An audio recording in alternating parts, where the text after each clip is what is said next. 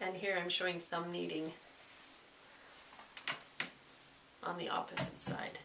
Normally I would do it on the side closest to me, so again, wanting to have good stacked thumbs, making sure you've got good alignment there. If thumb kneading just does not agree with your thumbs, you don't have to do it. You could use fingers quite easily. As you practice that, I'll just keep in mind that a lot of these strokes we can work down the back as well. And here's just one of my habits of using a finger and a thumb to do kneading. So I will just give you a quick demo of that.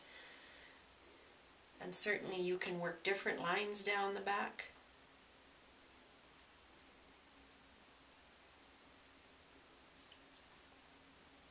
I'll come over actually to this side so it's more visible.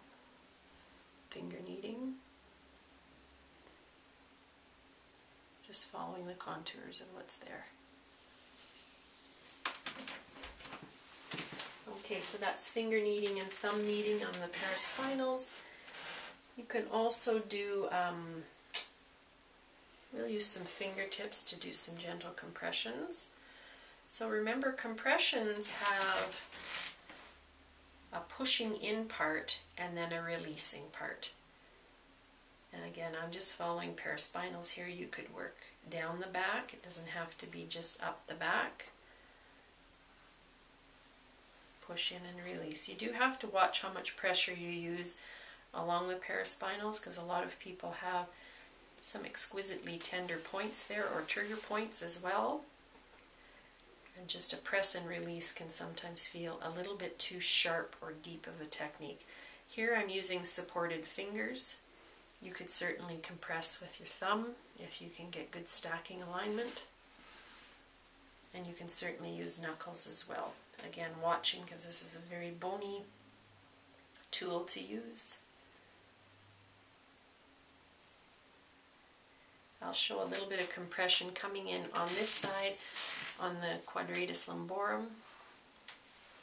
So again, usually you can just slide up from the side and you'll start to feel, oh sorry dear, a little bit too deep, too quick. So again, compress and release, compress and release.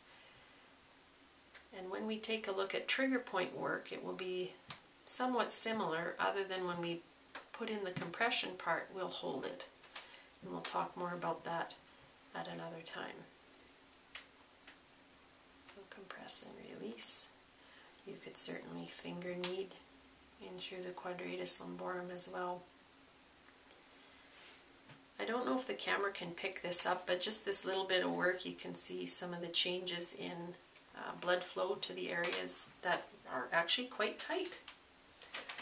To tell you the truth about that. Okay, we'll do some ringing across the back.